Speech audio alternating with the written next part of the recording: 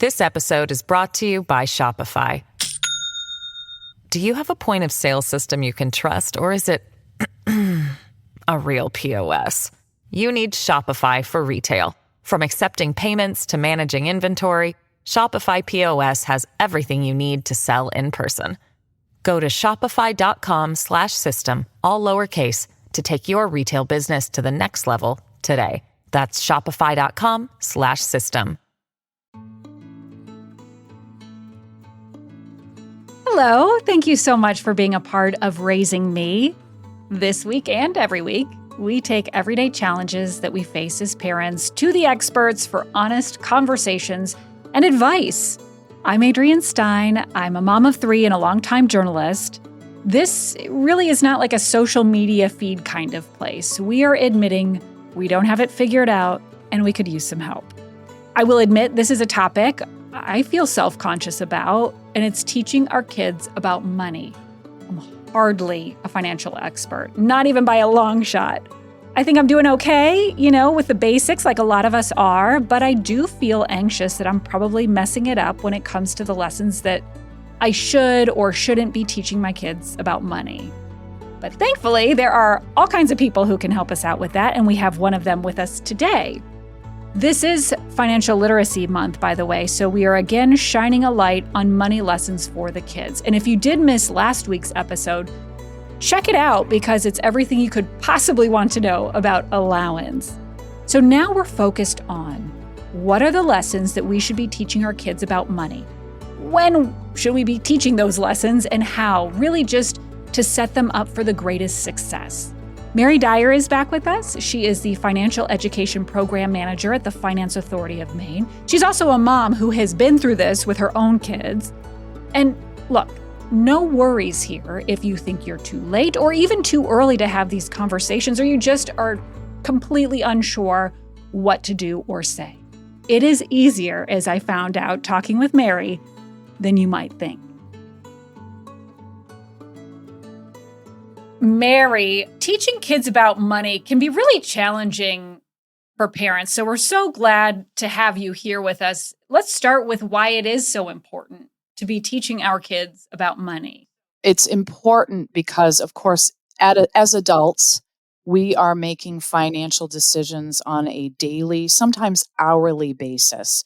And unfortunately, for many adults, they learn by trial and error. They make mistakes, they learn, hopefully, but so many of us don't receive that foundational knowledge at home or at school. And so we get into adulthood and we start making financial decisions without a foundation. So that can be kind of the negative outcome of not teaching your child about money.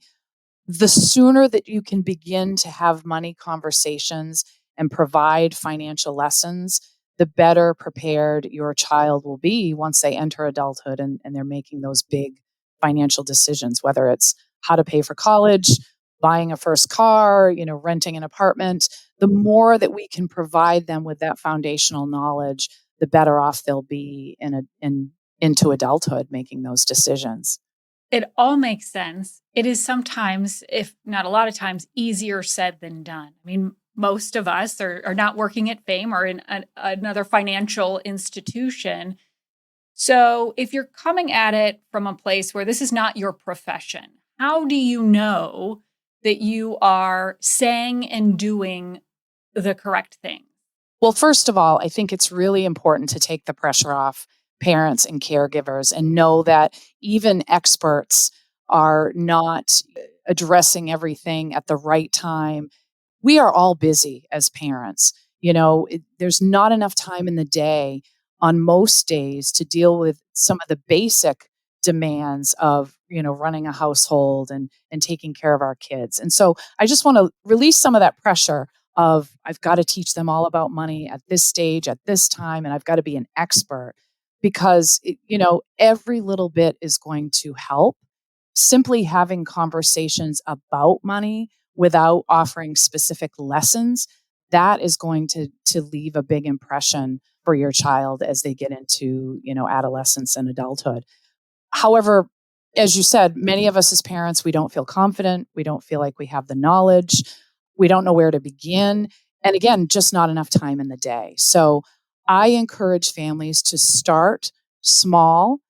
Don't worry, if you didn't get started in kindergarten and your kids are older, it's never too late or early to begin having conversations about money. But try to, give yourself a break and relieve some of that stress around the teaching and the conversations.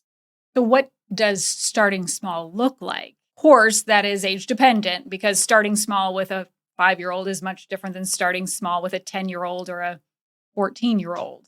I think the conversation, talking about money, regardless of their age, is absolutely, if you think of sort of these foundational steps, really just beginning to have an open conversation, knowing that you don't have to be an expert and really just have a conversation. And I'll get into some of the actual tips by, age later on in the conversation. But rather than internalizing some of your money decisions, sharing some of that out loud with your child, depending on their age. So I think that the conversation is key and beginning to have that open dialogue about money, what it is, how to use it, why it matters. I think that's where you start. Sharing some of those conversations, like what? Like as simple as grocery shopping and why we might choose this over this, or Sure. more in terms of we're thinking of making a big purchase like a car or where we're going to go on vacation. What I would recommend, depending on the age of the child, it could be all of those things. So, one of the activities that we strongly recommend for younger children is bringing them to the grocery store and including them in some of that decision making around grocery purchases and comparison shopping and unit price, those sorts of things. So, for younger children, it absolutely may include that. And then as your child, enters adolescent and young adulthood, it very well could include a conversation around a car purchase or a family vacation. So as they get older, the financial concepts and their sophistication increases, you certainly can begin to build in conversations around those decisions that you're making. So I think the advice is to avoid internalizing all of your financial decisions that you're making and sort of provide that show and tell opportunity. I'm in a store or I'm at home planning for a future vacation and really involving the child in the conversation around that.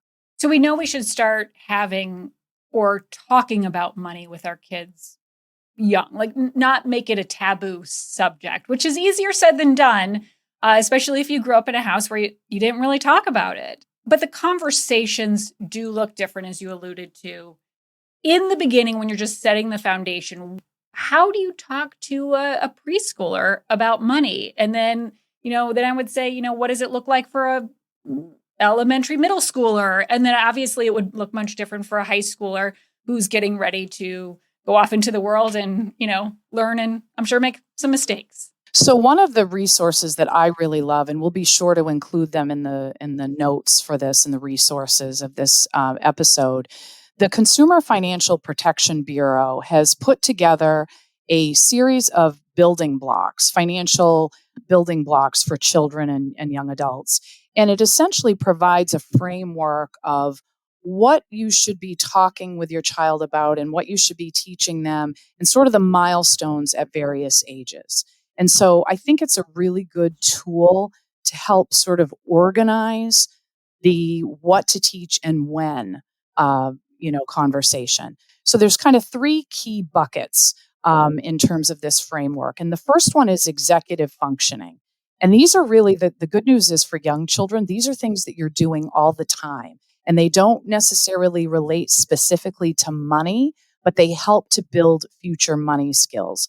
So think of executive functioning as the skills and ability that your child will develop and need to be able to plan ahead, focus their attention, remember information, practice self-control, and manage multiple tasks. So in early childhood, this might look like a reward chart that you have at home, with stickers that allows them to, have a set of tasks that they're going to complete or strategies to help them manage their emotions or wait their turn or those sorts of behaviors.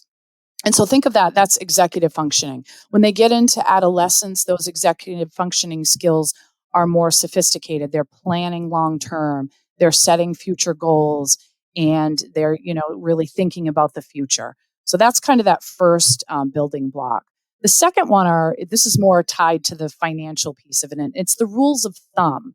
So these are sort of the values, the standards, those routine practices as it relates to money that help you navigate everyday life. So, in early childhood, that might be a conversation around keeping, saving, trading, that sort of thing. And then in adolescence, it could be getting a part-time job and be able to, manage their money and set financial goals.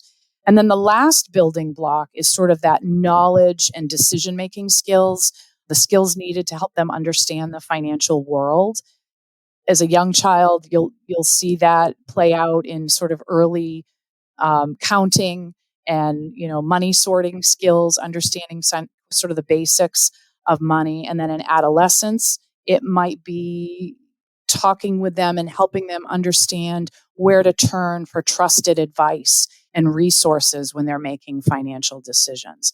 So those are the key building blocks. And then again, we'll share this resource, but within each building block, at each age stage, early childhood, middle childhood, and adolescence, there's tips for each of those for parents and educators that they can use. And it helps kind of demystify, what do I offer? What do I talk about? And when? What should I expect my child to be able to understand at what life stage? Yeah, just having that guidance. This episode is brought to you by Shopify. Do you have a point of sale system you can trust, or is it a real POS? You need Shopify for retail. From accepting payments to managing inventory, Shopify POS has everything you need to sell in person. Go to shopify.com/system, all lowercase, to take your retail business to the next level today. That's shopify.com/system. So what are some just practical, simple things that we can do to teach our kids about money? Absolutely. So let's talk about early childhood. That's age 3 to 5. And for every stage, talking about money. And again, you're going to make that appropriate depending on the age of the child, but having a conversation about money. But in terms of activities, and what's wonderful about this age is you're doing a lot of these things already. You're building those executive functioning skills already just by parenting. So providing them with opportunities to plan and organize, whether it's planning their chores that they might be doing, organizing things in their room, planning their day. Planning and organizing is kind of that key fundamental sort of activity. Get them counting. Using games, I think, is a wonderful way to, build some of those early financial skills. So counting, money sort, literally pulling out your wallet and showing them money and talking about money, and get them counting. And using board games is a really great strategy. And then we talked about this in the allowance episode, but encouraging them to wait, to take their turn, to say no once in a while. When you're in a store and you're in a grocery store and they're encouraging you to make that impulse purchase, saying no, encouraging them to think about that for next time. I think every time you go to the store, at least every other time, if not every time, saying no to a purchase, and encouraging them to wait and pause. And then the other recommendation is to use children's books. There are a lot of wonderful stories out there that are focused on money and financial, building financial knowledge. The Consumer Financial Protection Bureau has a Money on the Bookshelf program where they've curated a list of books that have financial themes. We have them on the FAME website as well. So stories are a really great way to teach those lessons. So then as we turn to middle childhood, which is age 6 to 12, again, talking about money, having a conversation, using an allowance. So this is a really great time once they get to middle childhood to think about incorporating an allowance as a way for them to begin learning about money. Taking them to your local bank or credit union and encouraging them to set up a savings account so they can begin to interact with their money in that way. As I mentioned earlier, using sort of a show and tell approach, instead of internalizing a lot of your financial decisions, talk about them and make those decisions out loud. When you're in the store with them, showing them how you comparison shop. Okay, I'm looking at the item on this shelf and look how much that item is or the unit price. Let's look at the item on this shelf and compare and using that approach. And then again, games I think are a really great way. The game of life, Monopoly, those are really fun games to help them learn how to interact with money. And then as we get into adolescence and early adulthood, getting that first job is critically important. It's one of the best ways, like an allowance when they're younger, one of the best ways for a teenager to learn about money is to actually earn money, to begin to understand their paycheck and taxes, and to, have money to spend and make financial decisions. That's really a big one. As always, having that conversation. And as they get into high school, then you're likely going to begin having conversations about money and future, education, planning, financing, all of that. And so those conversations become really critical and important as they become teenagers. In your opinion, do you think kids should know what their parents make and why? So that's a very personal decision. And again, as I said earlier, no right or wrong answers here. In my household, it was something I was fairly comfortable with. What I wanted them to understand, you certainly want them to understand minimum wage and, when they want to buy something, being able to say to them, do you know how many hours you have to work at a job, either at their, starting minimum wage or at my salary? One of the things I would say to them is, do you know how many hours mom has to be out of the household at work to be able to cover that purchase? So I think while you might not sit down with them and show them your actual tax return and the real nitty gritty of the information, I think they need to know, what do people earn on average? What is a typical earning, and what do things cost? So commonly find myself in a high school or even college classroom, and I will ask or poll the audience, does anybody know what the average earnings are or minimum wage, and they really have no sense of what earnings look like in Maine and what is a livable wage, or what is, if they're in college, what is the earning that they can expect, the wage that they can expect for that career that they're pursuing. It's a personal decision how deep you want to go, but I do think having a strong reality check about what it takes to pay for things. I like the guidance of, a new iPhone? You know how many hours, especially for a teenager, that you will be working in order to pay for. But just having that perspective. You don't, like you said, you don't have to get into the nitty gritty and share your tax returns. They'd probably look at it and their eyes would glaze over. But just having that general perspective of time equals money. I was just going to say, as much as you can have conversations with them that help them relate to the true cost. So again, one of the other resources that we'll share, we have an online game and activity that FAME has created called Claim Your Future. And it gives them an opportunity to have a job. It's a simulation. It's an online simulation where they pick a job. It comes with an education and a student loan payment if they went to college. And it then takes them through their monthly budget, and they have to make spending decisions. And so they become they get in touch with, what does it cost to pay the rent? What does it cost to pay for your car? Because this is such an abstract concept for most kids and young adults. So you've got to make it real. And the only way you can do that is to share, the real hard numbers. When it comes to the older kids and building credit, for instance, what should these conversations look like? When should you really think about it? But if you have a high schooler graduating. I remember going off to college, and the first desk when you walked into the student union was sign up for a Discover card. And I was like, what's this? Whoa. At what age should you talk about that? And where do you put that sort of in the realm of importance for high schoolers in particular? Absolutely. So I think as early as middle childhood, which is kind of that age 6 to 12, it's appropriate to begin having a conversation about credit. The difference between, so again, if you're taking your child shopping and they see you pull out your debit card, making sure they understand the difference between a debit card and a credit card, and how interest accrues on a credit card versus your debit card that's directly tied to your checking or savings account. So I think that demystifying that concept alone with a younger child is really, really important. Because I know with my kids, they got into early high school and it was like, wait a minute, hold the phone.